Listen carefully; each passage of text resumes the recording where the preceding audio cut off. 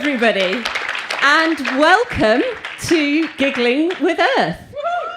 Welcome also to the people on the live stream. I can almost see you at the back. We've got lots of people in the room here, but we've also got lots of people on the live stream. So that's fantastic. Little bit of housekeeping. If there is a fire, follow the little green men. If you want to do the little running noise, you're very, very welcome to. Those of you at home, if there's a fire, good luck. I hope you know what to do. Tonight, you are going to hear from 6 fabulous poets and 5 amazing stand-up comics.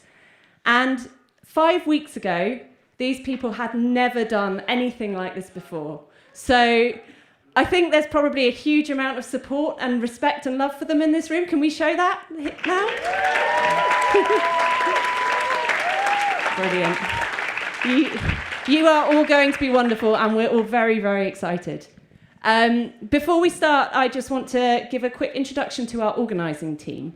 So the first one of those people is me. My name's Izzy. I'm a lecturer in ecology from University College London. And quite frankly, I have done very little to help with organising this event, so I'm not really sure why they've given me the mic.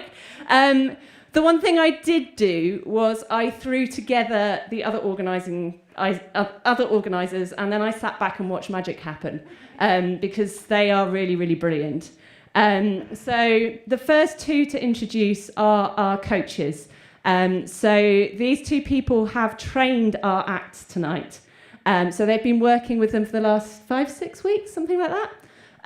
So the first one, who actually, incidentally, Belina donated the title of the show tonight. The show is called Giggling with Earth. Belina is about to release a website on that title, and she's also currently writing a book with that title. So don't Google that yet. Give it a couple of weeks, and then you'll be able to find out all about it. So Belina's been training the stand-up comics. Do you want to give us a wave? Brilliant. We also have Mega. Belina is doing a fantastic impersonation of Mega right now. Mega is actually in India, and she has been in India training these people remotely. I believe if she is not on a train at 1:30 in the morning, she is currently on the live stream. So hi, Mega, and thank you very much. And then the final person is Tanaya, who has brought everything together. She has just been the most fantastic organizer. And I'm going to hand over to her now. She's going to tell you a little bit more about the event. But once again, welcome everybody, and I hope you have a fantastic evening. Thank you, Izzy. Wow, thank you so much for being here. This is amazing that this has actually come to life. So like she said, I'm Tanaya. I am an artist and a scientist. And I think throughout my life, I was always torn between which one I was, because I was always told you can either be one or the other. And then later dawned on me that that's not true, and I can be whatever I want to be. Yeah, so Megha and I went to school together. I know her from my days in India, and she gave us a little intro that's actually really lovely. And since she's not here today, I'm just going to read it out. We have Megha. She says, I'm not a scientist, but I've always been fascinated by both education and the natural world. My MPhil research was on Indian women who broke huge barriers to get PhDs in sciences abroad in the early 1900s. I also love scuba diving, and I'm very fascinated by light, color, and sea life. I'm a writer, despite having read basically no Shakespeare or anything in the Western canon. I've learned almost entirely from contemporary poetry, and that's also how I like to teach. So give it up for Megha, who's not here.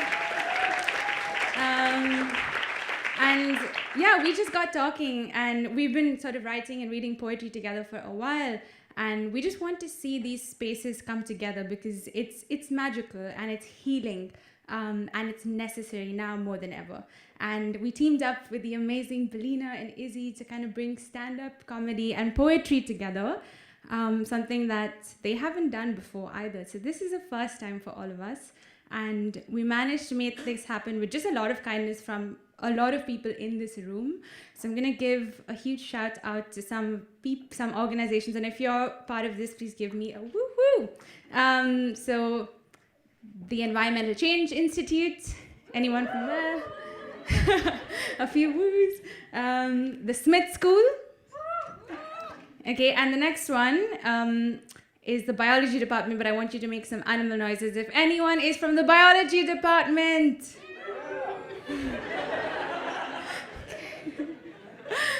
And the Oxford Biodiversity Network.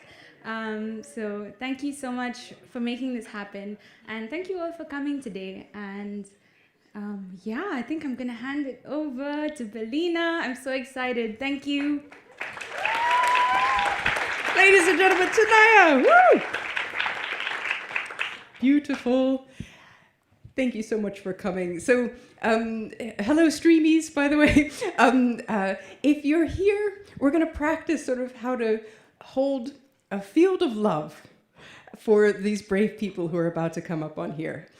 So this is a compassionate form of poetry and stand-up comedy. And our job collectively is to fill this room with as much love, light, and laughter as we possibly can. Does that sound okay with you guys? Yes. Awesome. Okay, so in a moment we're going to have our fabulous poets, and again they're doing this for the first time in their lives. They've been taking this course, and if while they're doing their poetry, if they say anything that you find completely inspiring, beautiful, we're going to do the beatnik clap, or sorry, not clap, snap thing. So let's hear that. Okay, so if they say something beautiful, inspiring, you're going to do that. And then they're going to helpfully signal us by saying, and my last poem is going to be, and at the end of that, we're going to clap really loudly for them. So let's practice that. 1, 2, 3. Fantastic, fantastic. Oh, Tanaya, you've taken my paper and there's something I need on it. Thank you so much. Lovely. I want it. Yes, good. Okay, so we're going to introduce our first person onto the stage, but I want to say a specific introduction. Not Mega? Okay, so our next person is Lucy. And Lucy got into conservation for the animals, but stayed in it for the people. She's going to come up here. If she changes the mic or anything, you're going to keep clapping. And then when she's ready, attentive silence, and then the snapping when she says something wonderful. So please welcome to the stage the fantastic Lucy.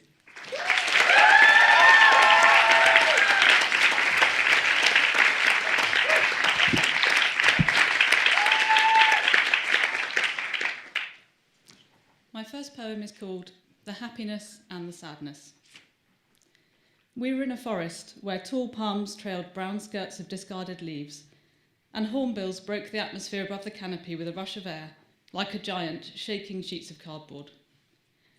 We walked to find the monkeys with feet as light as possible, and muscles tense with expectation. The air was heavy and pressed damply on our skin as the cicadas swelled to fever pitch and dead wood crumbled underfoot with muffled groans. The slightest incline left us gasping, but determined to continue. Pigs ran alongside us for a while, keeping us company in our domesticity as we walked towards the wild. The first monkey was black hair and pink skin retreating, taunting us with his unhurried, effortless stride as he melted back into the green. Then, as if to order, and with a suddenness that stopped us in our tracks, we were outnumbered by curious faces, heads cocked to one side, as hands, like ours in miniature, scratched at characteristically hunched backs. Minutes became hours as we forgot the heat and the sting of insects, and the sweat dripping down our backs or into our eyes felt like nothing at all.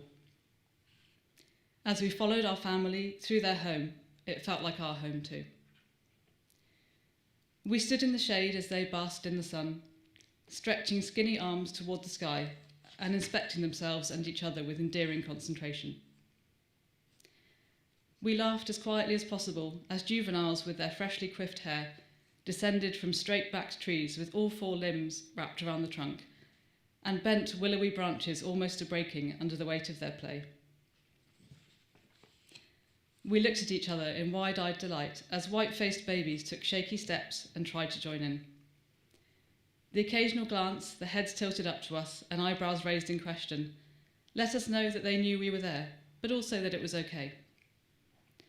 Our hearts lifted and we forgot to breathe in our excitement, and we didn't expect to leave the forest carrying sadness with us. She appeared from nowhere, normal at first, but with an approaching sense of something amiss. Pale legs, pathetically small, trailed underneath her in the leaves and mud, and her companion grimaced at us in warning. She stopped a few metres away, grooming her baby with the last tragic vestiges of hope as we looked at each other with sinking hearts. The group moved on and we followed. We gathered ourselves and continued on with them. In a break in the canopy, they played and groomed, noisily reinforcing their bonds as they tumbled and stretched in shafts of light. In the shade, back turned, and with only her baby for company, she was the loneliest figure in the world. She bowed her head, motionless in poignant reflection of the tiny body in her arms. Silence settled around her as the minutes passed and the chatter of her family broke her stare for only the briefest of moments. Another female approached, wearing the lines of age on her face as she sat down and quietly started grooming. A young male, harmlessly curious, reached out to touch the baby. Her silent scream shocked him into stillness as her hand on his wrist warned him away. He sat and looked, head bowed like hers, moving gently to grasp a handful of her hair as he started to understand. We sat and looked, in tears because we understood too.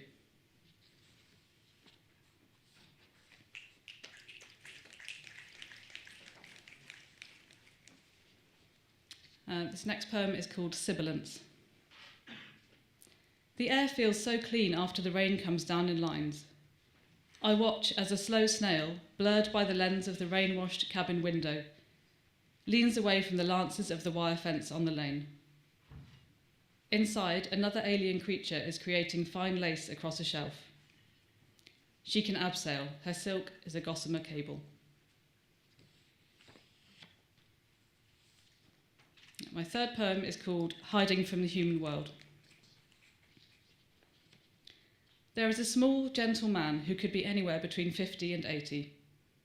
He's shy, so very shy, and in many ways the human world doesn't suit him. He was bullied when he worked building roads despite his strength and skill. His refuge was the forest, where many of the people from his village grazed their goats. In the autumn, or after heavy rain, he walked quietly among the different species of oak trees and looked for mushrooms to pick.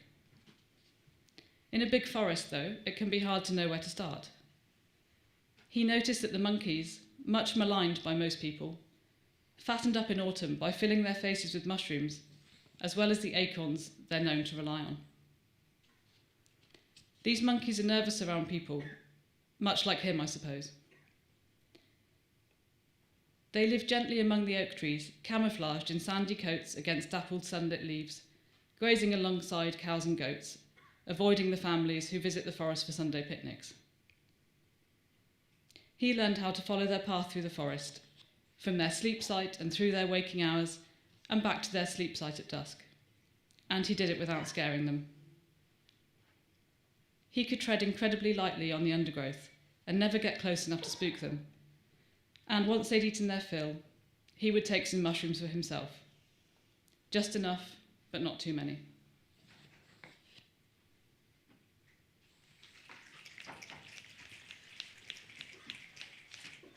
Moving on to my last poem. It's a slight departure from the other ones, but the prompt was just to pick a fact that we know. So the title is The Fact, and the poem follows. I don't want to have children, but that doesn't mean I don't like them. I just feel like an aunt more than I feel like a mother.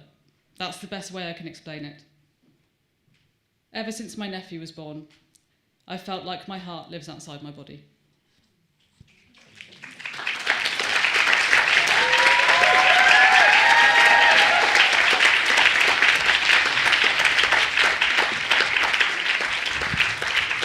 Beautiful. One of the things that we have set up outside that will be available during the intermission and after the show is if there's a particular line that stays with you, either from the poetry, from the comedy, the invitation is to put it there, like what really resonates with you. They live gently among the oak trees, just stuck with me. I thought that was a really beautiful one. Thank you, Lucy. Right, are you ready for your next poet? Lovely. We have Ashwin, who likes to bring a non-human perspective, be it wildlife or forests. Please welcome to the stage, Ashwini.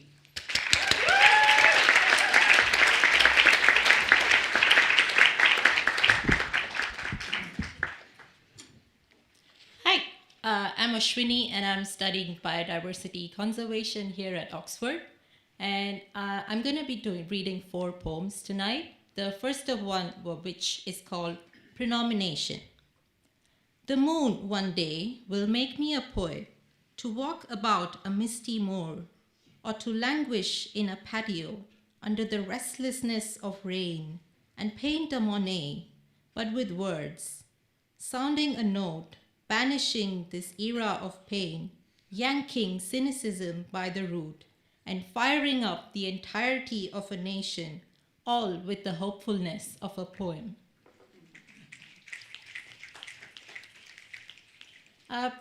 For my second poem, I'd love it if you could all picture being in a forest, because the title is called Forests Are Cities, and it's inspired by Suzanne Simard's Finding the Mother Tree. We walk among the trees, climbing over twisted roots, fingers tracing gnarled outlines of trunks, all the while taking them to be inert beings, quiet and aloof, their roots grabbing the earth and fingery branches reaching for the sky, but shy of touch. How easily our assumptions flow. Are trees unspeaking, or are we deaf to their calls? There is a secret, a hushed social network, hidden in the dark world between soil grains, a wood wide web of fungi cables running densely down between the roots of trees, forming the lines of connection through which the social life of the forest unfolds. Neighbors share food and knowledge passes on from parents through generations, the wisdom of an old-growth forest.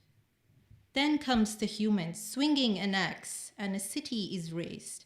It cannot be replaced. It cannot be replanted. The network, once gone, is gone. And when the trees grow silent, the memory of a civilization is lost. My third poem is meant especially for people like all of you who care about the environment, about conservation, and who are used to badgering people to do things they probably don't want to, which I know can be something of a hopeless task. So this poem is sort of meant to give a way of keeping up your hopes. It's called Badger Nature. A badger doesn't count the leaves as they fall, and the world around shrivels into bareness. She doesn't check every morrow if spring has sprung and the world is in bloom. Because what would happen to her soft animal body if it lived in tremors of anticipation? And what would happen to the world if badgers didn't badger? Because persistence preserves, but perseverers must pause. So the badger stalks up, slows down her pulse, and breathes in her tummy full as the world around, in its own time, creeps into bloom. Because such is nature, built in acts of enormous smallness and rest. And such is the way we badgers must rebuild it.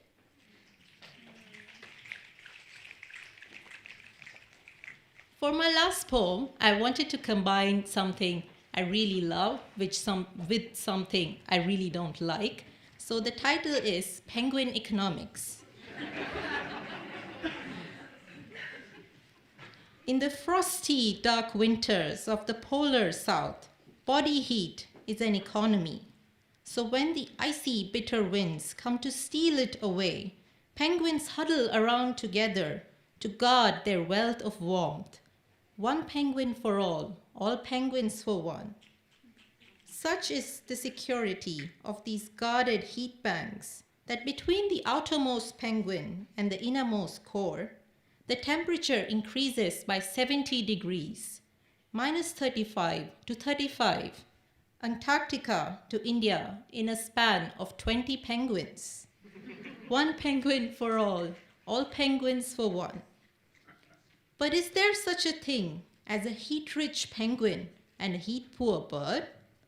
Penguins, it seems, are not capitalistic. They take turns circling between the frigid outside and the tropical inside. Seasons for all, poverty for none. In the face of cold adversity, penguins find within themselves an undying summer, breaking ice through community. Every penguin an emperor, one penguin for all penguins for one. Thank you.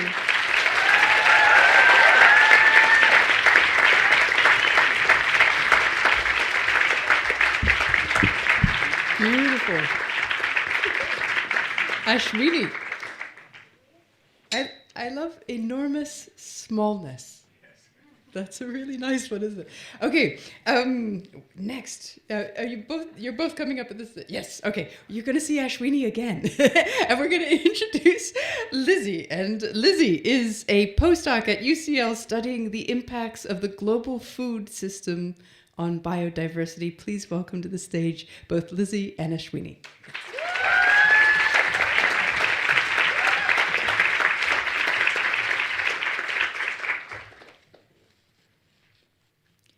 Land grabbing, in the style of Brian Bilston's poem on refugees. We need their home to grow our food. So do not tell me they are the guardians of the forest, their far-off living soil stitching the fabric of our society. We need to see this for what it really is. A supply chain asset. A food-securing fact. We don't need to store carbon, promote wildlife, prevent floods. Instead, let us burn the forest to graze cattle. It is not okay to say this is neo-colonialism. If you can pay for it, you may take what you like. Do not be so stupid as to think the world can be looked at another way. The world can be looked at another way. Do not be so stupid as to think if you can pay for it, you may take what you like. This is neo-colonialism. It is not okay to say, burn the forest to graze cattle. Instead, let us prevent floods, promote wildlife, store carbon. We don't need to impact via economic growth. We should understand it's about nature. It is not a cheap and easy meal, a Brexit-boosting deal, a food-securing facet, a supply chain asset. We need to see this for what it really is. They're far-off living soil, stitching the fabric of our society. They are the guardians of the forest, so do not tell me we need their home to grow our food. Thanks, Ashwini. Thank you.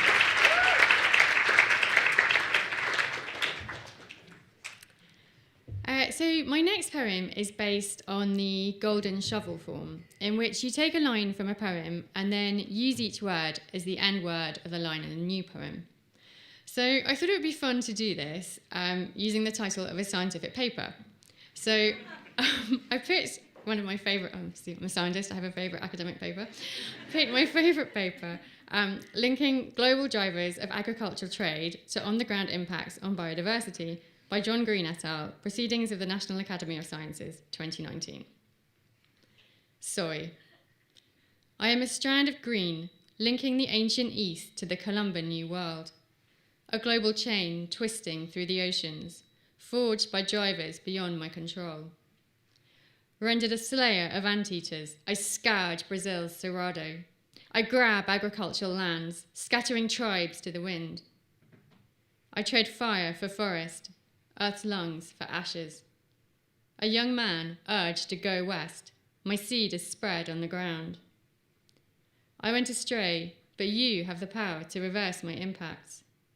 Eschewing the mouths of livestock, I can pass on my plant-based efficiency. I am the heads or tails for biodiversity.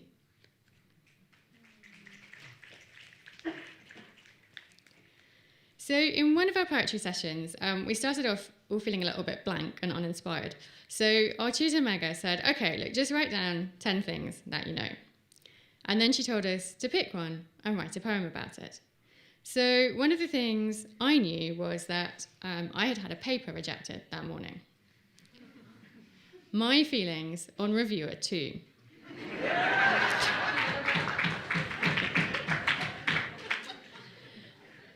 Abstract crusher. Introduction skimmer. Methods misunderstander. Results disbeliever. Discussion extender. Supporting data denier. Manuscript rejector. Peer review dictator. We then had to list 5 moments in which we learned something about ourselves. And then, yeah, guess what? Pick one, write a poem. Castle Goland. For 6 summers, I watched my brother stand tall on the gatepost, playing statues at the entrance to the drive. I ached to join him. Finally, my legs were long grown. My jeans held back my foot as I stretched for the top of the gate, but a fraternal hand and I was there. Crouching, swaying, unable to stand. My dreams span away in giddy disillusion. I learned I was scared of heights. And then Mega said, okay, now write a poem based on the 2 poems you've just written. I'm like, seriously? But to my surprise, they actually went together quite easily. So, last poem. Dream Shatterer. Should we be current and visualise our success? Or not count our chickens before they traditionally hatch? Be careful what you wish for. Perhaps my fear of heights keeps me safe in comfortable mediocrity. I envy those who run out along the diving board, palms dry and heads steady. Yet today I learned I have grown. I blame not myself, but Slapdash Reviewer 2.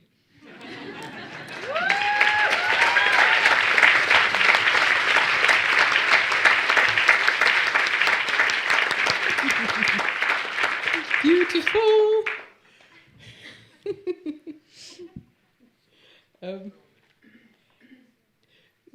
One of the lines that stayed with me was, I'm the heads or tails of biodiversity. I thought that was it's all really good. Fantastic. Okay, so are you ready for your next poet? Lovely. I can't see you because of the light, so okay. So our next poet is named Ches. And she says that she has no idea what's going on in life, but is sure she'll contribute something spectacular. Please welcome to the stage, Ches.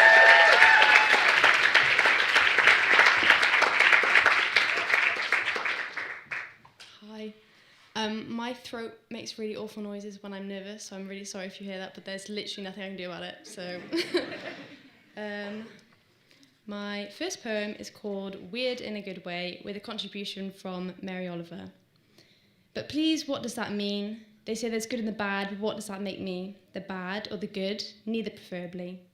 I hold myself to random accountabilities, cause myself mental turmoil, lack social capability.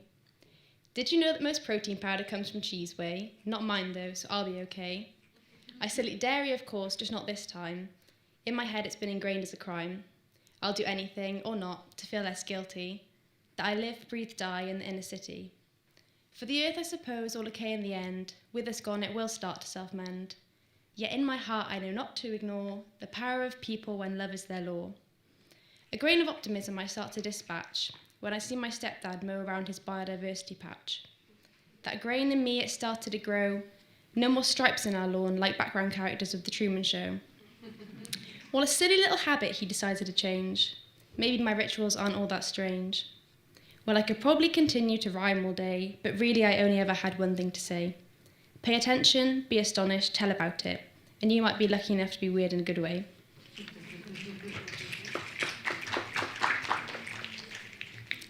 My second one is from an exercise we did in class where we had to use the words from like the end of lines in a poem and then put those words at the end of our lines as well, but I completely misread all of the words and had a completely different poem to everyone else, so then I rewrote it, and this is that rewrite. And I also stole the title of ChatGPT, so I'm not that clever. Double-edged flame, inspired by braiding sweetgrass. Oh, praise the beautiful wildfire, it brings such warmth and light to our world. In its loving heat, we are drawn together as one. How lucky we are to depend on this mystical gift from the earth. We give our gratitude for Mother Nature's generosity. In its hugging flames inspire our kinship. We give it our respect, never treated it as a commodity. Oh wait, oh no, with one quick motion. What have we done, my beautiful wildfire? What an awful thing you've become. And my last poem, I actually wrote like 2 days ago to fill my time in the set, but I think it's my favourite one. And it's inspired by one of the professors at my uni who I had one online lecture for, and then I found her Instagram and found a poem on her Instagram, and now I look like a stalker, but it's very much too late, so I just have to do it now. So she doesn't know who I am either, but yeah, it is what it is.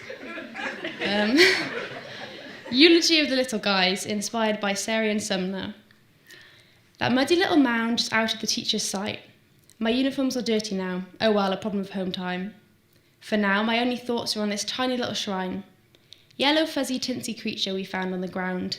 Not moving anymore, he must live up in the clouds. We are gathered here today to celebrate a life, but I wanted to be the priest, arguments are rife. Mr. Wasp lives forever in our hearts, and I guess on that mound, found where we should not have been at the back of the playground. A new day rolls around, and Mr. Wasp, he's in the past. For a child's busy brain is forgetful, but the kindness, that's what lasts. On the top of the field, we found a moth who could not fly. Decision made then and there, a new friend until we die.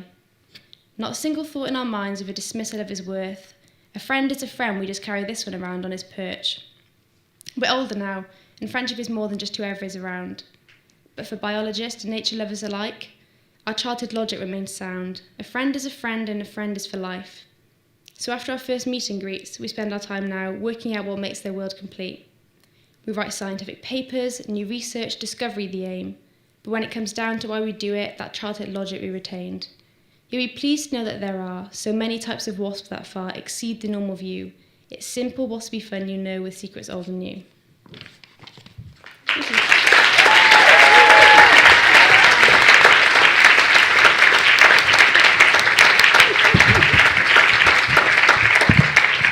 Fantastic. You might be lucky enough to be weird in a good way. Fantastic. Okay, right. We have the penultimate poet. Are you guys ready? Ooh. Okay, so I got this description last minute. Katrina studies seabird migration and has great hair. Please welcome to the stage, Katrina.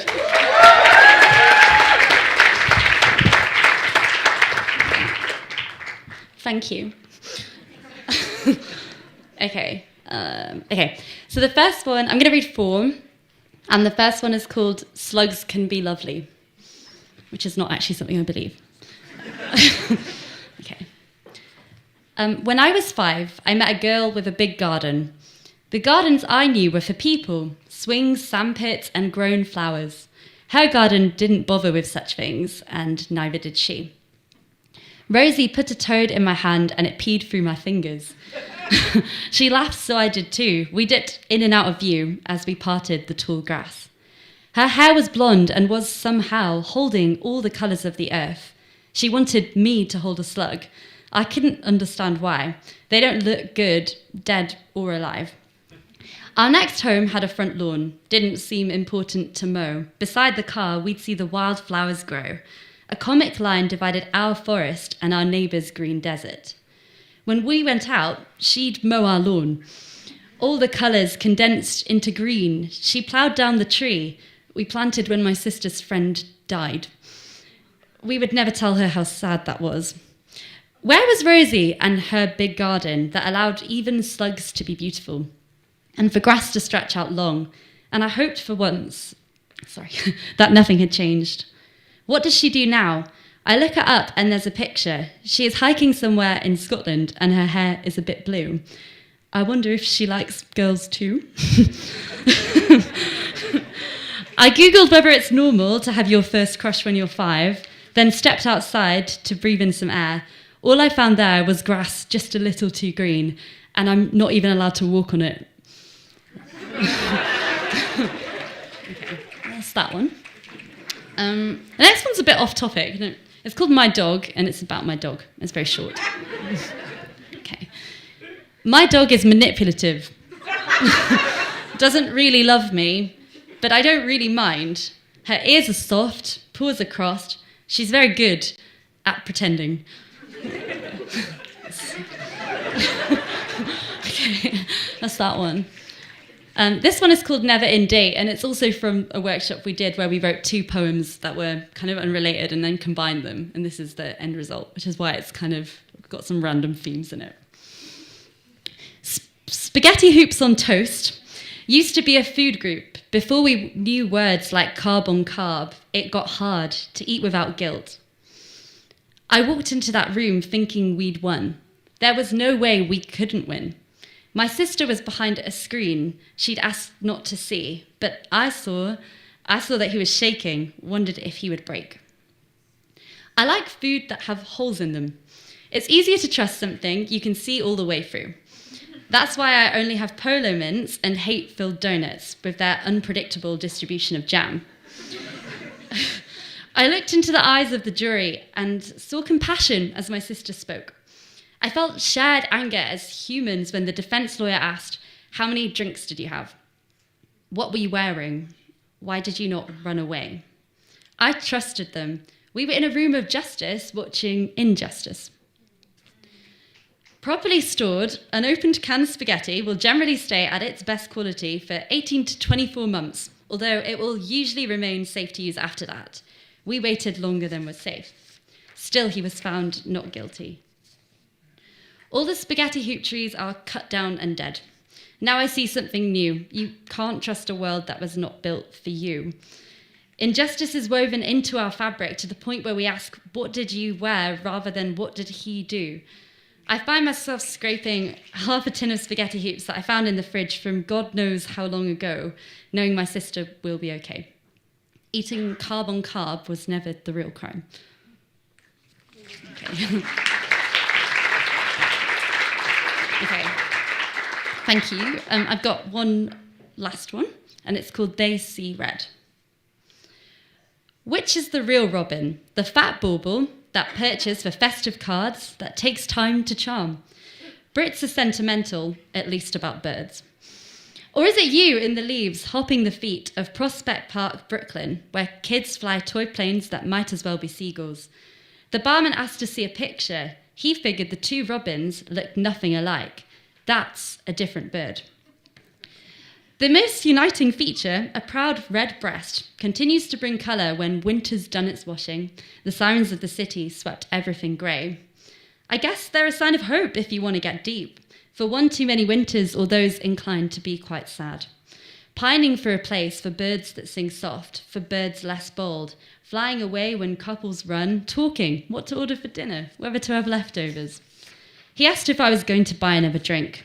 I asked for lemonade, meaning a Sprite. He said, "That's not right. That's not real lemonade. That's embarrassing." Ordered it anyway. He was annoying, and there are no real robins, only people painting patterns, staking, snipping, colonising, bitching, until the world's one big park to walk your 3-legged dog in on a Sunday. Forgetting all the people who walked there before and had already named the robin they saw. That's it.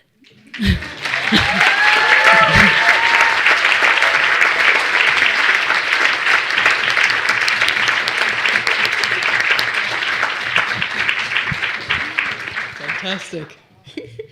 My dog is manipulative. Fantastic. Okay, so are you ready for your last poet of this evening? Okay, sorry, hang on.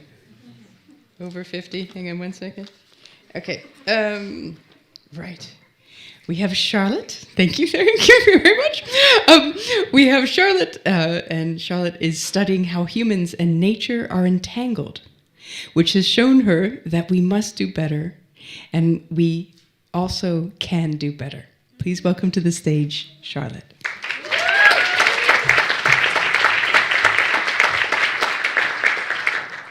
Hi, I have 2 poems with me tonight, and the first one's called Between Coca-Cola and Mermaids.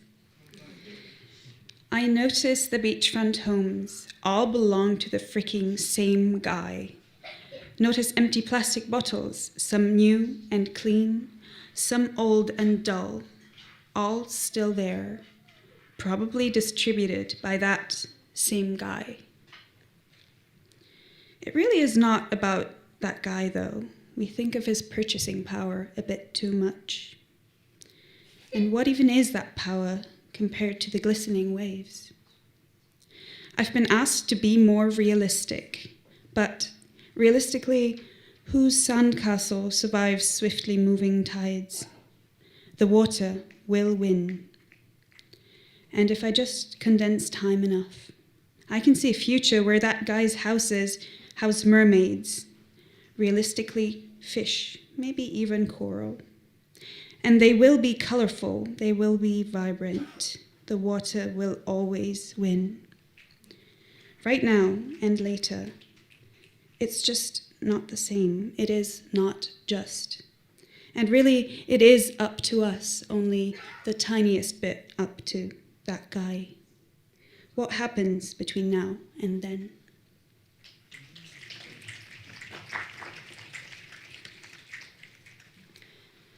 My second and already my last poem is called Rooted Care. Rooted care. My mum trusted me with trees, to grow them, to climb them, even to build my own house on one. I loved my treehouse, my small platform. It had no walls or roof, and I felt safe and comfort in its openness. I look back to that time, to what I saw from up there. The ducks in water, the rabbits in fields. I showed my friend an earthworm to admire. She said she hated it until she didn't, gently letting it wiggle back into the earth. I look around here, and I see I'm not the only one who is to be trusted with trees. We are not the only ones who should be trusted with trees. Thank you.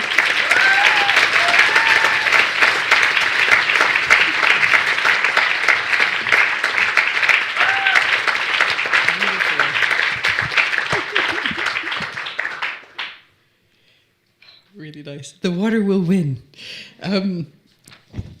Shout out to Mega, who is watching from this live stream, for coaching this gorgeous group of people. We're about to have an intermission, so I'm going to pass you over to Naya. Thank you, everyone, for your attention. Yeah, to put out a line from what she said, what happens between now and then is the intermission. And I wanted to come out here just to say that we have some amazing Ethiopian food from Lula, whose restaurant is just by the railway station if you haven't been, which is also, by the way, the poetry library in the afternoon, I just discovered.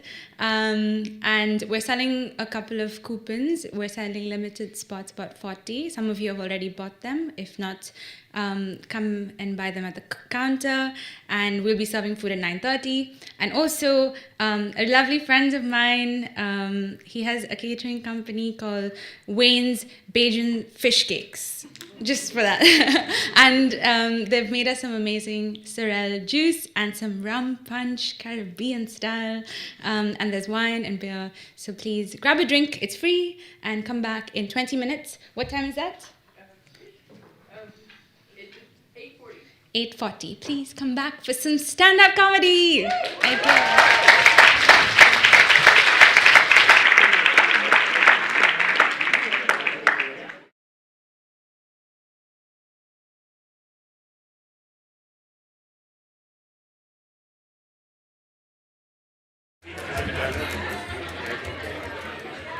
Welcome back.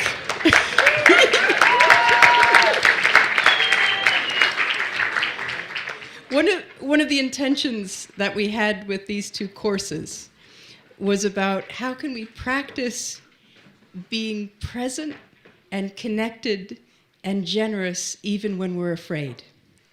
Because that's a really good mindset and skill set to have when we're looking at climate issues and social issues. So that's one of the things we're looking at. Yeah, thank you. Okay, lovely. Oh, yes, we're shifting now slightly. So instead of this, we're going to laugh out loud. So good practice right there. Wait, okay, sorry. I have one more thing to say. There are about 20 more of these lovely food coupons. So if you fancy some fantastic Ethiopian food, you can grab those at the end. Yes, we are shifting. So this is the point where the poetry people are really relaxed and happy. And the comedy people are ready. We're excited. So here's what's going to happen is I'm going to introduce one by one, and they're going to come to the stage, and then they're going to do something with the mic and the stand. While they're doing that, keep clapping, and then they're gonna sort of take it out. They're going to look like this, and then silence. So we're going to practice that. We're going to practice that with me. So hang on for 1 second. Gorgeous people of Giggling with Earth, please welcome to the stage the fantastic Belina. Hang on 1 second.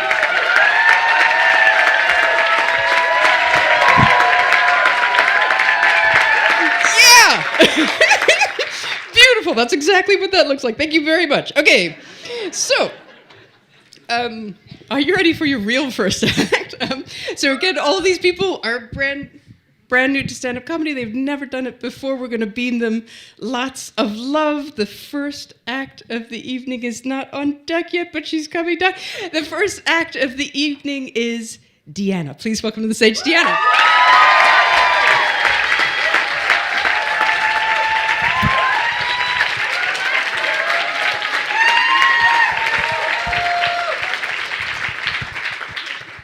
Hi, everyone. Well, my name is Diana, and I'm an environmental engineer working in climate change risk and resilience. Thank you. I am from Ecuador, and my partner, Elias, is from Germany. As you can imagine, there are some cultural differences between us.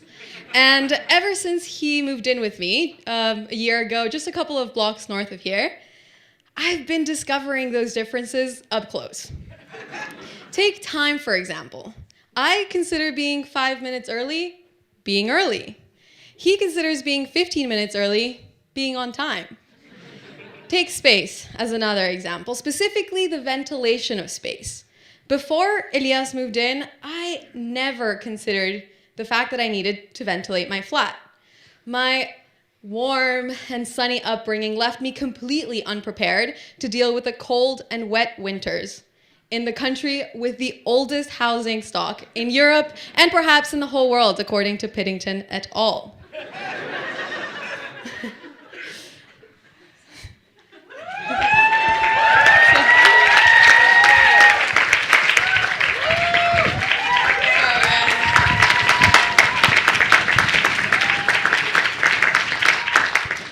Our lovely flat, which is just a couple of blocks north of here, has an energy certificate rating of E. This means shit insulation and moldy walls. And let me tell you, if mold was money, we'd be living like royalty. Instead, I was living with a continuous cough for all of January and February. One could say that the mold became a bit of a climate risk. Did I mention I work in climate risks? But what I don't get is this. This country is moist. It is wet. It is rainy. You barely get to see the sun for half of the year. And somehow, after thousands of years, the Brits have not evolved to handle this. You know? You could say that they haven't adapted to their climate. Luckily for me, my partner is German, and there is a very German thing called Luften. Are there any Germans in the room? Well, I'm sure you're all very familiar with the concept of Luften, but for those that aren't, The Guardian described it as something of a national obsession, with many Germans habitually opening their windows twice a day at least, even in winter. They also noted that this is often a requirement which is included as a legally binding clause in rental agreements, mainly to protect against mold. And let me tell you, it has worked wonders on our mold problem. And it's something that I didn't do before that I most certainly do now. I am an Ecuadorian Luften lady. I have changed my ways. I have adapted to my climate, and now I'm living healthier and happier. I've often thought about where these cultural norms come from. Some of them from our upbringing, from our parents' parents, from our parents' parents' friends, from our friends, from our teachers. Another big one is media, from celebrities, from influencers, from what we see on TV, in movies. And I wonder if we could have everybody in the UK solve their mold problem if we had Hollywood on our side. Could we go beyond and establish a bunch of new cultural norms to respond appropriately to our environment in crisis?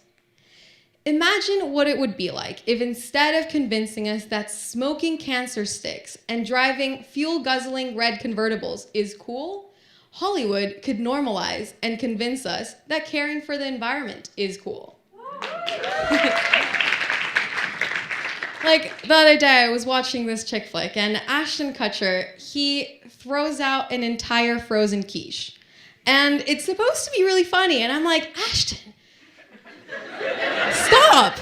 Like, why not, think about the planet, Ashton, like, why don't we compost it? Or instead, why don't we just not waste it in the first place, right? And this other day, I'm watching Firefly Lane. And the main character, she opens the tap, and then she does her hair while the tap is just running. And I'm like, come on, Kate. Just turn off the tap. Or that one scene. And this is a scene that's very familiar to a lot of us foreigners in this country. When Paddington Bear, he's sad, he's cold, it is a wet, wintry night. He is missing home, he's journaling by the attic window. This window is full of condensation. It is also probably full of mold. If the Brown family had proper insulation and ventilation, like a solar-powered passive house, another German concept, perhaps, Paddington Bear would be warmer, drier, feel more at home. We might even get to see what he's got under that blue coat.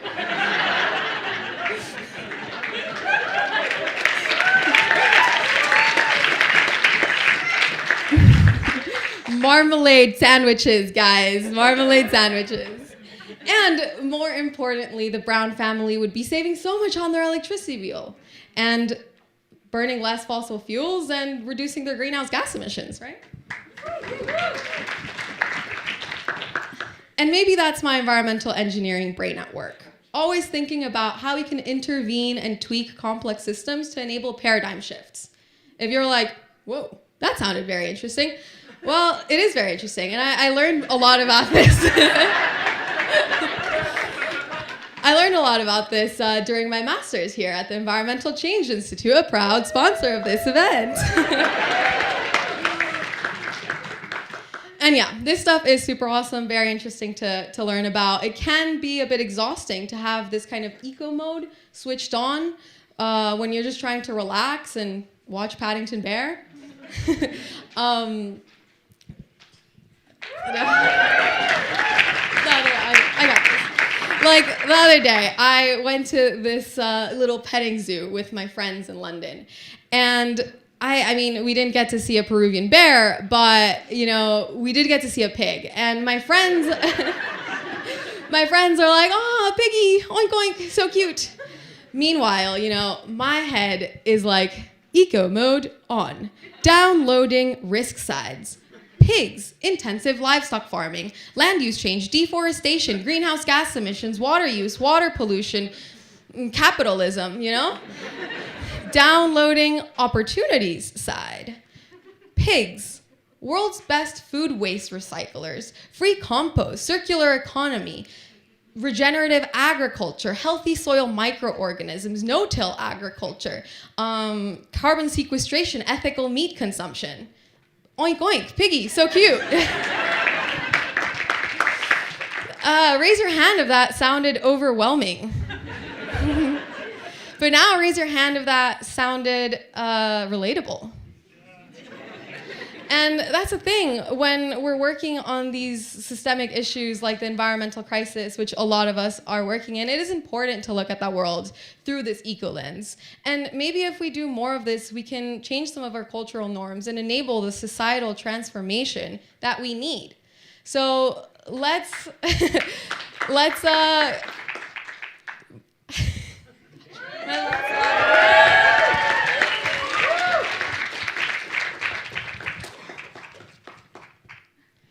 let's give some of our moldy cultural norms, especially those related to the planet, a bit of fresh air.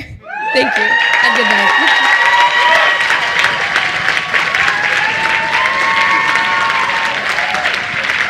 Nicely done, Diana! Woo!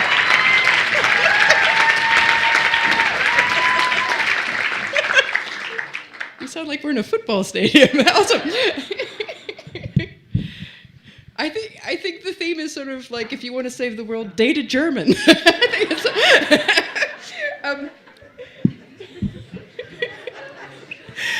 are you ready for your next act? Okay, you remember the deal? Like, and they'll come up here, they'll do stuff with the mic, keep going, and then when they're ready, attentive silence and ready to laugh. Please welcome to the stage the fantastic Sadie. Woo!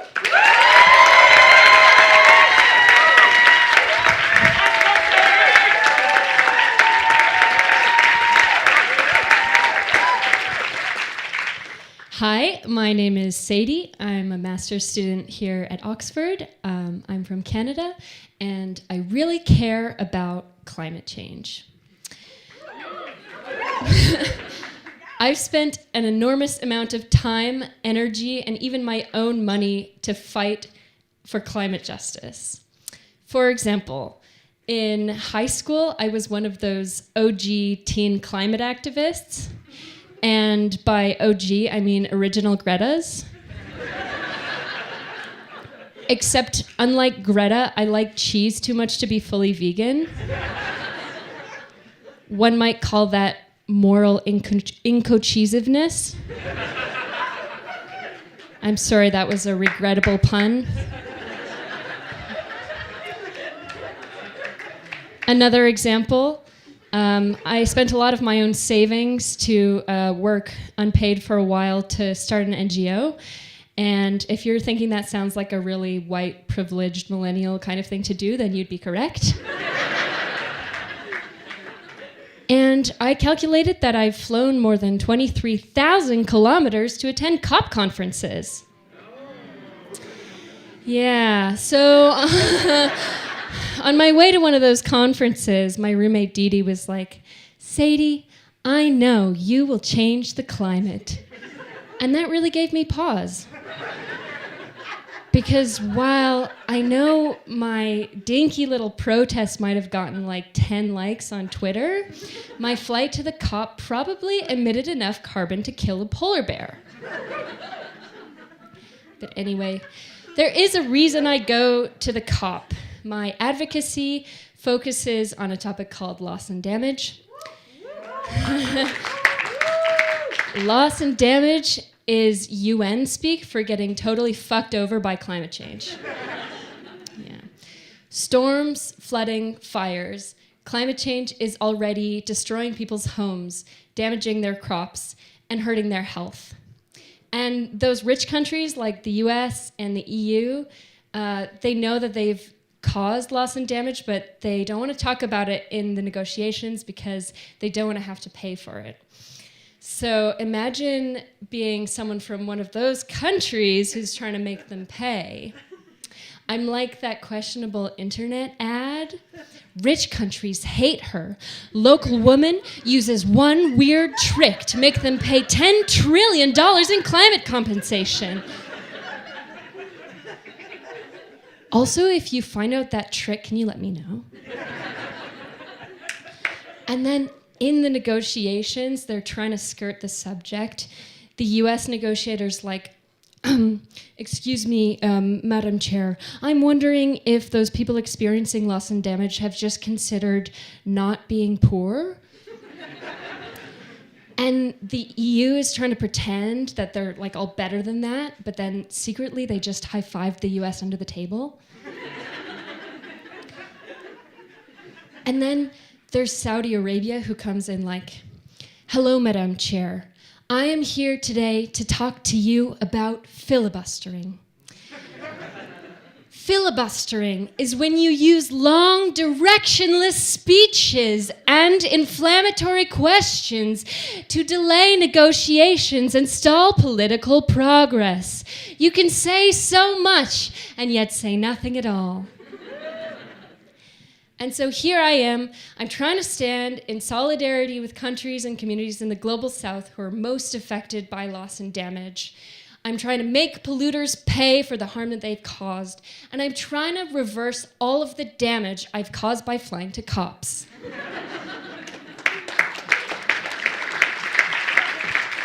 Still working on it. Yeah, but so I'm going to the COP. And sometimes,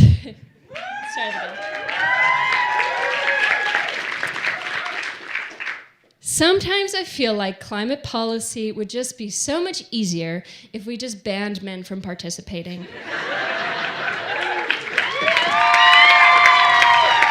Thank you. And you might be asking, Sadie, is that a little bit harsh? And my response to that would be, exactly.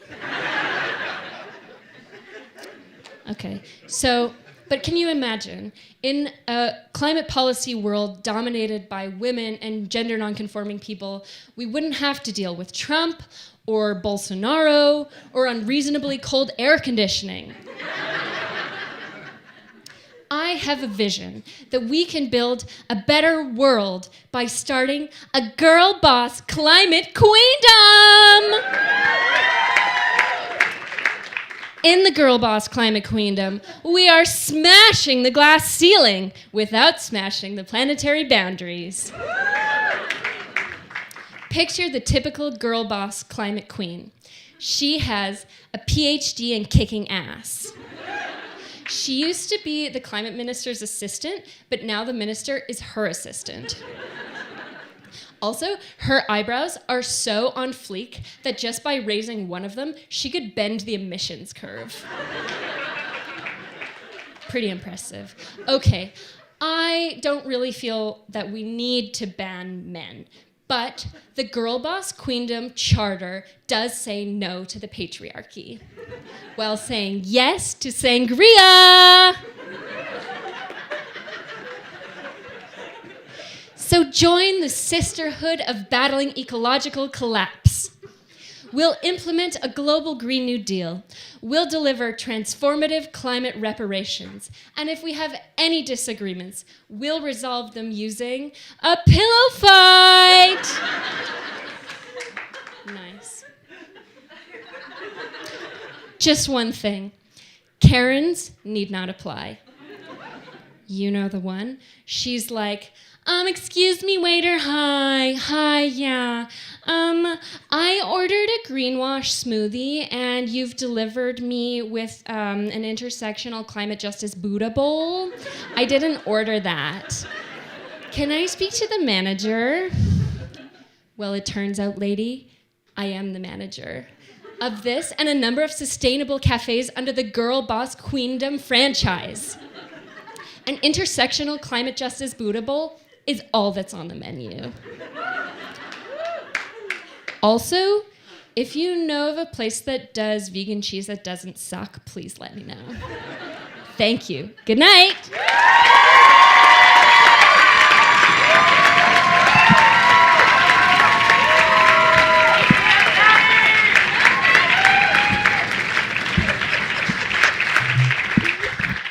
Wait, try that again.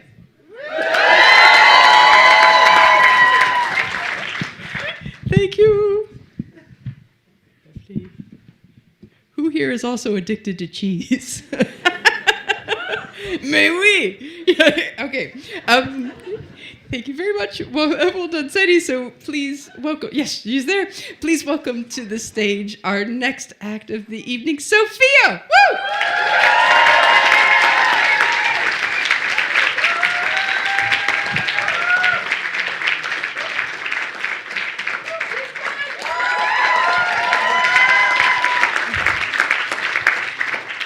Hi everyone, my name is Sophia.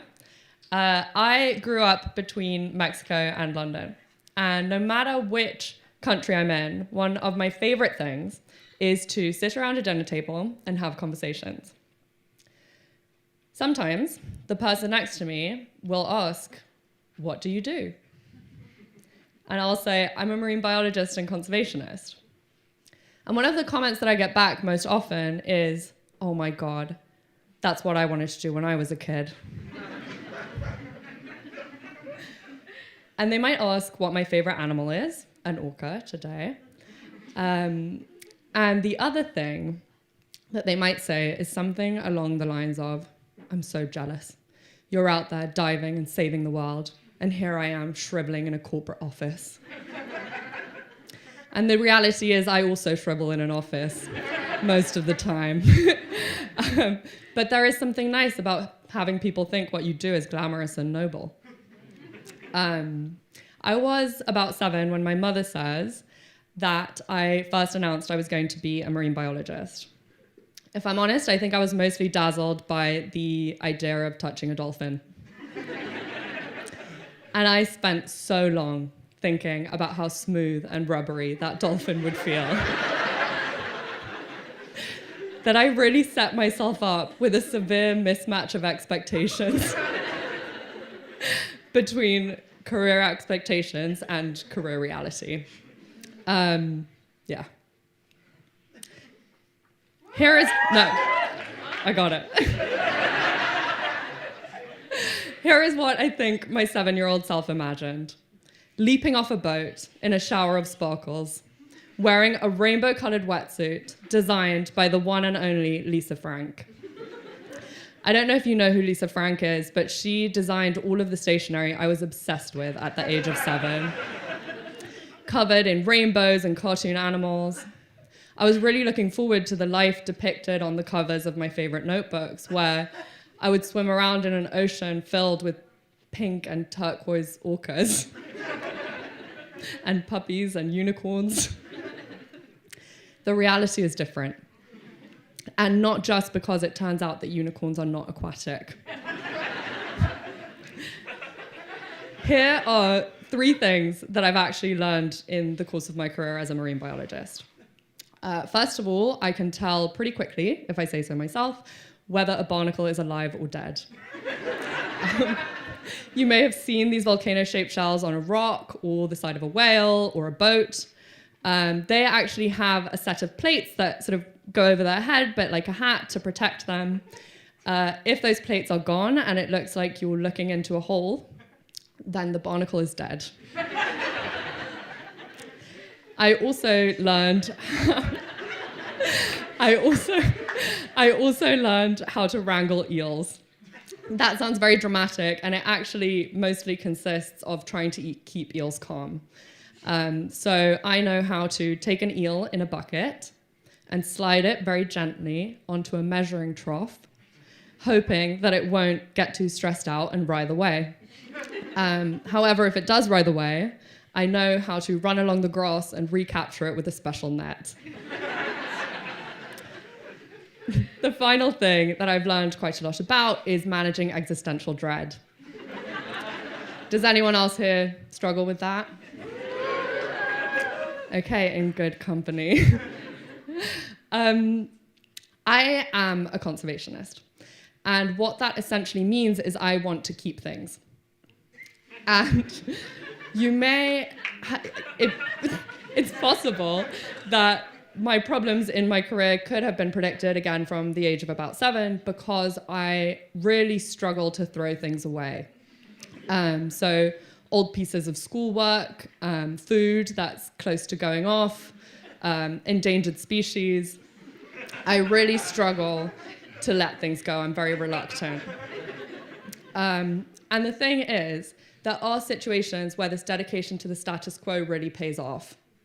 For example, with wine, it can pay off. With saving every penny of my approximately 20p weekly allowance, it sort of paid off. And it has yet to pay off with my limited edition Beanie Babies and Barbies, which I never even played with in the moment because it felt so important to keep them pristine. And these things are problems in conservation. First of all, because there are so many things to save. And second of all, because we have been set up with this ideal of keeping things pristine, as if they were never touched by humans. An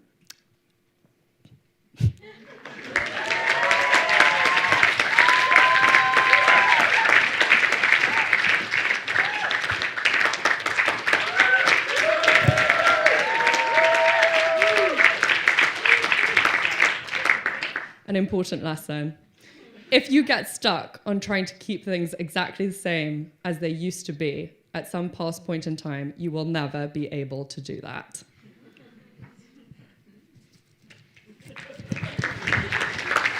Bit of wisdom.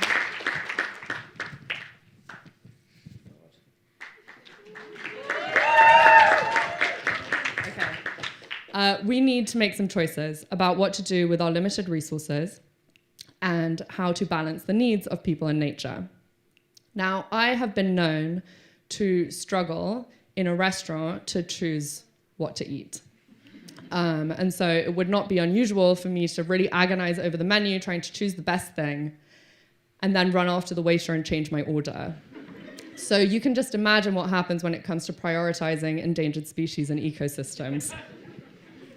It's not easy. I mean, there is a bit of a God complex here, and I will acknowledge that, because it's quite unlikely that my choices will be enacted to a world-changing extent. But I do think about the fact that my little bit will nudge the world in a given direction, and I feel a lot of responsibility because of that. Maybe this is why French existentialists drink so much wine. Now that I think about it, maybe it's kind of fitting that all of the wetsuits are actually black and not covered in rainbows. We are like a bunch of French existentialists, huffing on scuba tanks rather than cigarettes, sitting on sandbanks rather than the left bank.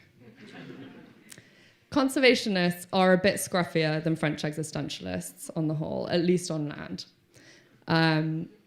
Conservationists have been wearing Birkenstocks for decades, and that used to be kind of uncool. But nowadays, everyone seems to be wearing them. And it makes it a little harder to spot a fellow conservationist in a crowd. But on the other hand, it has led to a real glow-up for the profession.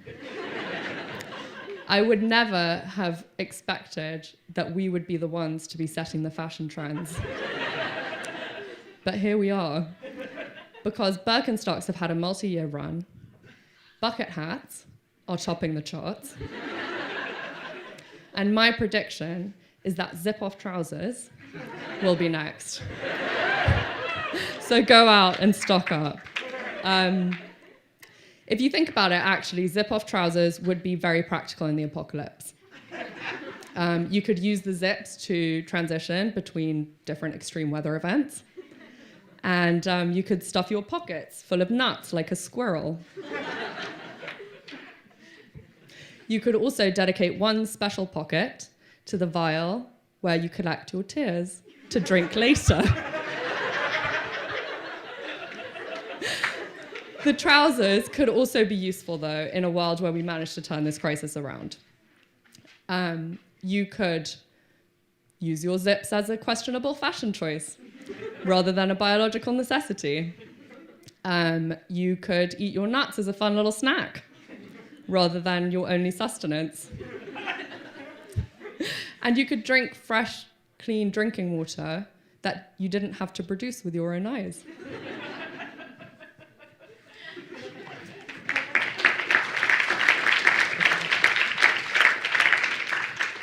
I do think things can go right, even if the world won't necessarily look like it used to or what we thought it would look like.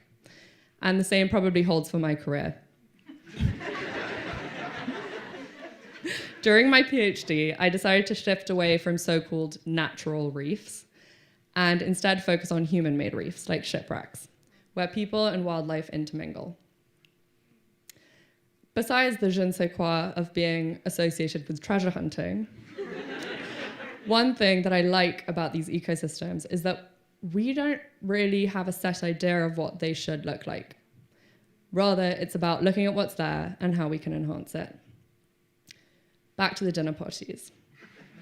I do spend a lot of time talking about animal facts, but there is one more thing that people will usually ask me in a hushed tone. They will turn to me and say, well, you must know that everything in the news is so terrible. Are we completely screwed? And I have to give a disclaimer because I am not a qualified fortune teller. My answer depends on the day. But it usually is something like, I hope not. Obviously, we are in a difficult situation, but I can see examples of things that are working, and I can see a lot of people around me who care very deeply. We are not dead barnacles yet, and we can be calm eels. And we better be, because this is a job for 3 very important people. You, and me, and Lisa Frank. Thank you, good night.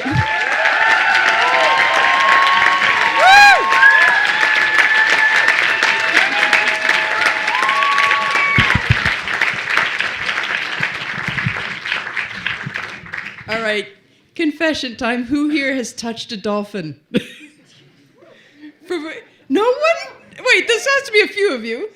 Let's, raise it. See, if you raise your hand, we can't see you because the lights are so intense. Let's hear a short 1, 2, 3. Okay, good. Okay, who here envies them? Let's hear it. I really like to touch a dolphin. And who here is smug with their choice? They've never touched a dolphin, didn't want to. Lovely. Okay. Focus. Okay, are you ready for your next act of the evening? Please welcome to the stage the fantastic Simp. Woo!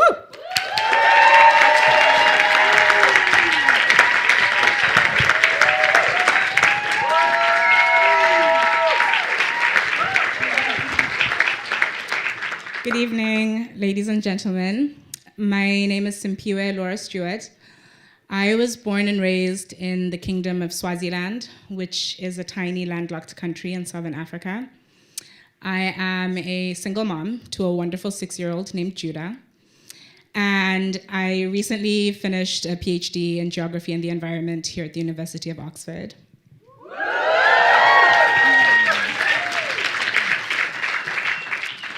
Since finishing the PhD, I've been working as a technical advisor on climate and conflict settings. Much of my work involves conducting research and writing reports. This is work that's usually commissioned by Global North institutions like the World Bank, the United Nations, and the Red Cross, but it applies to Global South contexts like Malawi, Madagascar, Mozambique.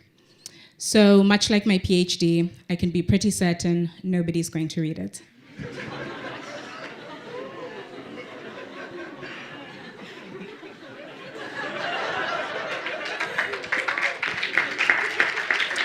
You know what I would really like to see? I would really like to see global north institutions and decision makers actually read the research, actually read the reports, and take on some of the suggestions and make them their own. So I've applied some of my background in research to this issue. I've started really paying attention to Western media, news, and popular culture, because I want to understand what gets people in countries like the US, the UK, Canada, interested, what makes them pay attention, what moves them to action.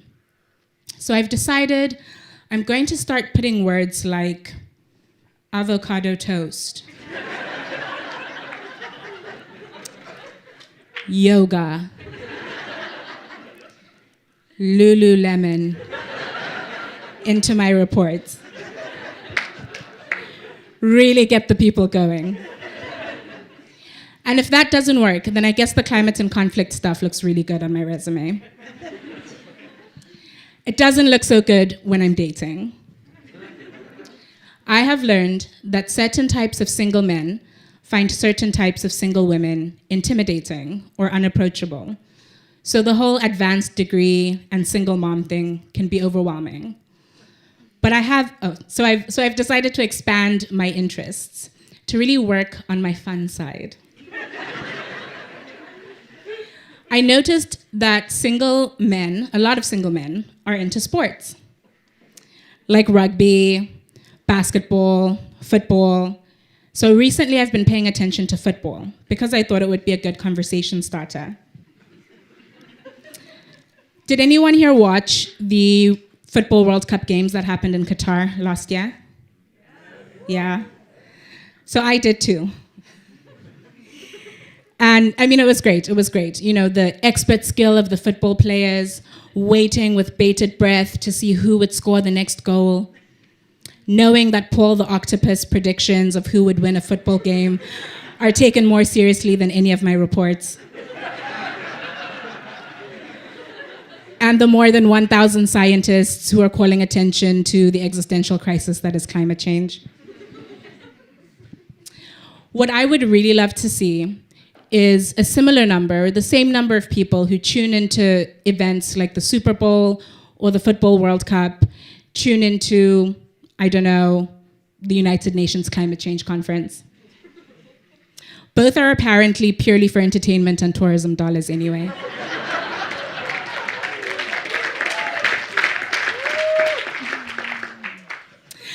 Ah, yes.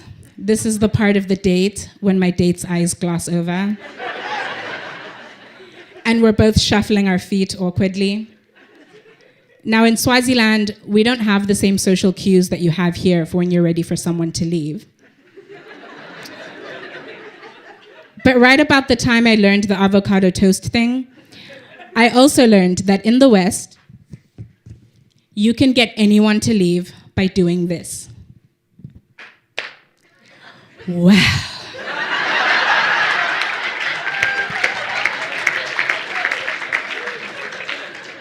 So that, or a fake emergency with my son, is usually my out of an awkward date. Speaking of which, are there any parents in the audience? Any parents? Parenting's great, isn't it?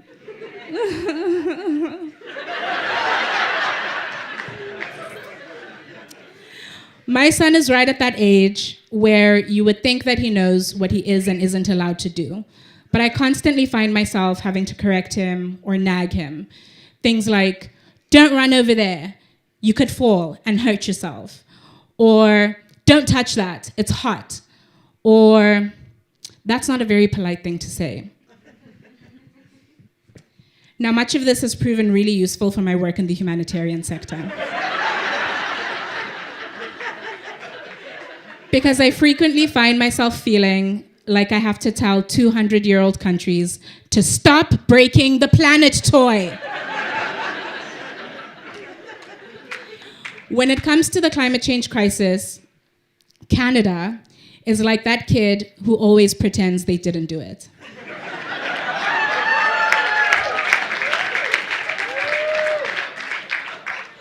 You walk into the kitchen and there's Canada. Chocolate smeared all over the face. Chocolate all over the fingers. And you're like, Canada! And Canada's like, I didn't do anything. The UK is like that kid who always takes everybody else's toys, but gets really upset when other people try to take theirs. And the USA, well, the USA is like an awkward 17-year-old who still plays with Barbie dolls. And you're like, aren't you a little old for that? What if they all acted their age? Well, I think the air would be cleaner, the land would be more hospitable, and France would stop making us all look bad with their ridiculously expensive Clean Up the Seine by 2024 toy. Seriously, the EU has pledged $4 billion to make the Seine swimmable by the 2024 Olympics. Wow. Thank you, ladies and gentlemen.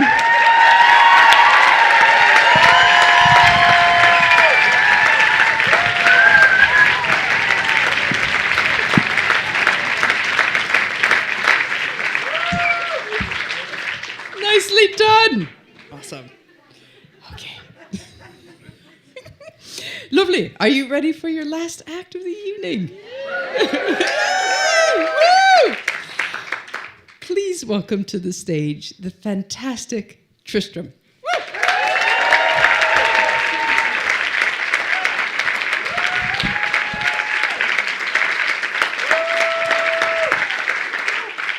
Good evening. My name is Tristram. I'm a scientist. I'm an activist, and my partner is not. My partner is an artist. He's a photographer, and I'm not. He's tall and handsome, and so am I.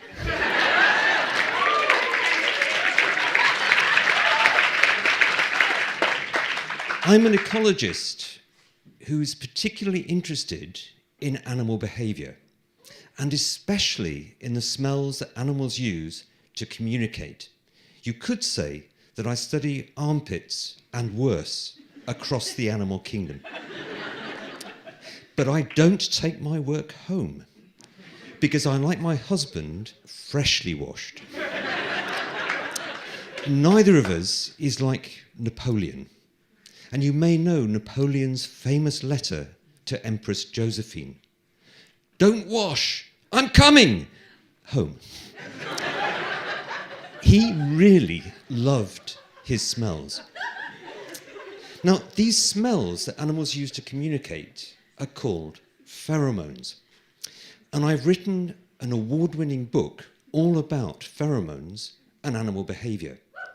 And professionally, it's the thing that has given me the most pleasure of all. So you can imagine, back in 2018, I was really looking forward to writing the 3rd edition. But when I got going, starting to update the book, I realised that most of the animals whose fabulous pheromone stories I will be telling in the book will be extinct in the lifetimes of my student readers. So, it was going to be sad. As coral reefs go, well, that's chapter 4. Frogs are going the same way, and they were big in chapter 5. The bad news is we might be left only with cockroaches and bedbugs. But there is some good news, which is they all have good pheromones. But by 2040, the book is going to be half the size. And as a 21st century ecologist, we spend a lot of our time writing obituaries, basically for all the animals that are disappearing. And you know the kind of thing. Sam the shark was happy in the community. He had a wicked sense of humour and a toothy grin.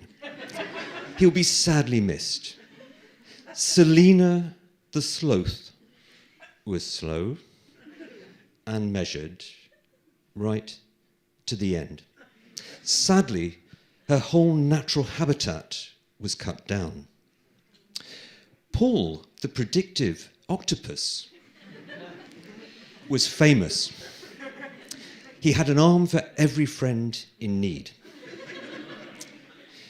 But to save Paul, Selena, and Sam, I had to do something. I became an activist, because surely it's better to save all the animals rather than simply editing them out of the book. So before I knew it, I was putting on my lab coat. Actually, it really is better if you practice this. Thank you. So I found myself in actions with other scientists who, like me, were concerned about climate change and habitat destruction. We actually mostly work with data now, not microbes, so we all had to go out and get this trademark lab coat. But having got one, we had a uniform. And it's partly symbolic. It tells people that we're scientists, and if we forget, we have a label. But it's very important that the general public know that scientists are so concerned that we feel we must protest too. So before I knew it, I was outside Rupert Murdoch's headquarters in London. It's where The Sun, a tabloid newspaper, is housed. You can think of it as the empire of evil. And if you're a Star Wars fan, you can think of it as the Death Star. And I'm not very good at heavy breathing, but imagine that at its heart. And I've always fancied myself as one of the heroes in Star Wars. I've always thought of myself as a young Luke Skywalker with a lightsaber of climate truth. Shroom, shroom, I would go to the climate denial. And one of the things about the right-wing press, the newspapers like The Sun and the Daily Mail, is that they love to denigrate and delegitimize climate protesters like me. If we're not eco-yobs, we're eco-zealots. They're always looking to kill the messenger. They've even claimed that we get paid, which will be fabulous. But it hasn't happened yet. And their stock in trade is bigging up the morals of Love Island if they're not talking about the latest scandal in soap operas. And all the while, they're doing climate denial. And sometimes it's almost worse than climate denial. They just pretend it's not happening or hide it away. So you'll know this week we've had the IPCC, the Intergovernmental Panel on Climate Change, delivering its most severe and devastating predictions. And the Daily Mail, to its credit, at least got the title, the headline, right. Climate catastrophe is imminent, says UN. And then they messed it up because they put it at the bottom of page 19, 2 inches high, below 12 inches, about 2 pensioners fighting over a parking space in Dorset. So we have a problem. I'm in front of Murdoch Towers, the Death Star, in my lab coat, holding a placard saying nicely, David Attenborough says we must keep the Earth alive. And I'm thinking, David Attenborough is a national treasure. But I'm feeling nervous because up in the tower, there's a tabloid editor who probably thinks I'm a wet dream. And that's a nasty thought. In the eyes of a tabloid editor, I'm almost a walking caricature of an activist scientist. I'm white, I'm middle class, and my name is Tristram. So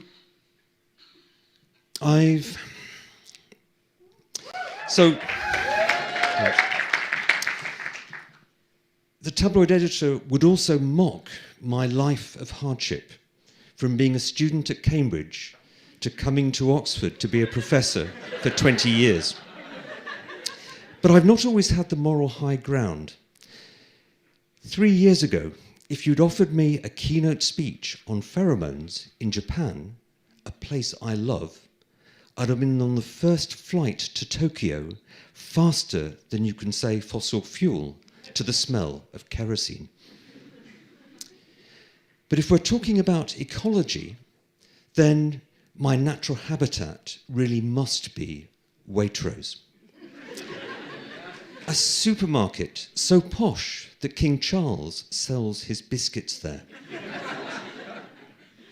I'm not as posh as Charles, but I am part of the 1%. When my partner and I had homes in London and in Oxford, I'll never forget the moment when we were in a London Waitrose and he shouted out across the crowded store, "Tristram, do we have toasted sesame oil in Oxford?"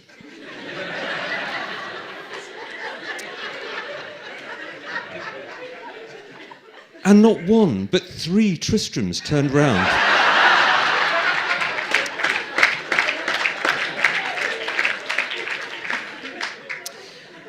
But what's the good of privilege if you don't do something good with it? So I've joined the scientists. We love wearing these lab coats. We're out in action. And if we're going to save Paul, Selena and Sam and ourselves and the planet for all of us, we need to get down to it. So do join us. Thank you very much and good night.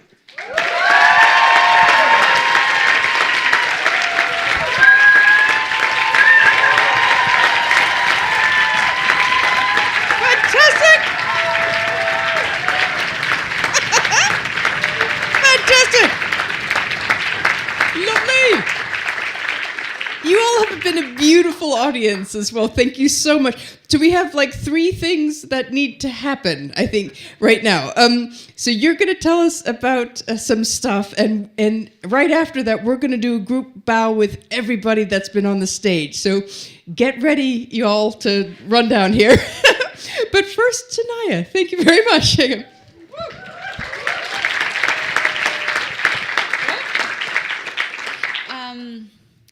Wow, guys, this has been such an amazing evening. I'm so happy that this has happened. Thank you so much for coming here and being so supportive. And thank you all for taking this big, brave step of just doing poetry and stand up for the first time. Can we give it a round of applause for all the participants?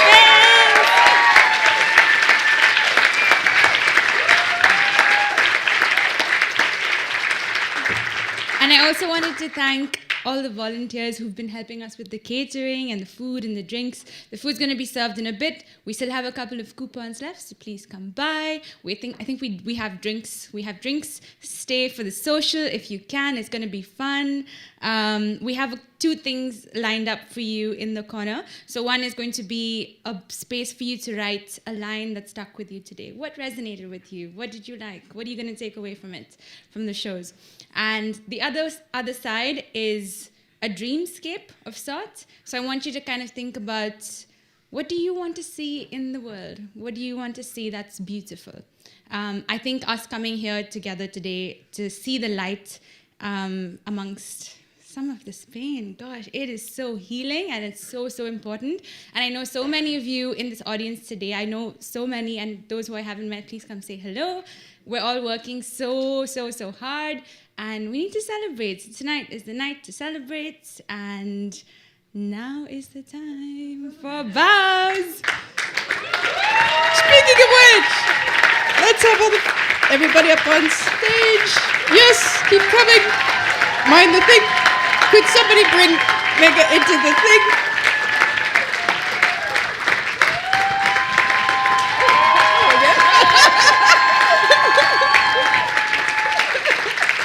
Thank you for streaming people, for watching us online as well. Thank you, everybody. Ooh, is there somebody who's supposed to? Izzy, please come down. Izzy! You've been on the stage. Izzy! Okay. These wonderful people.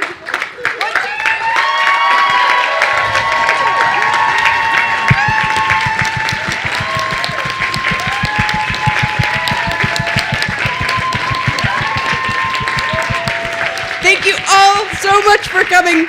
I think we need to practice that fabulous out of, well, 1, 2, 3. Well, see you in there. Thank you very much.